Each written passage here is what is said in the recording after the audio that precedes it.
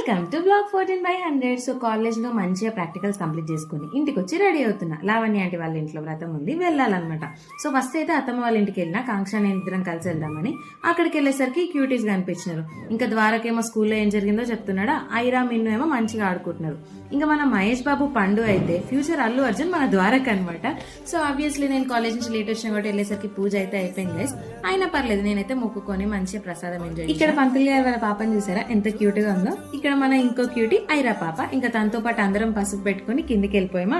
ఇక్కడ మన ద్వారకే కాసేపు వడ్డించారు. సో ఇక్కడ జరిగిన క్యూట్ థింగ్ ఏంటంటే, సౌజన్యక్క నా కోసం జిలేబీ తీసి పెట్టింది అనమాట. తను తినకుండా మంచిగా ఎంజాయ్ చేసేసిన.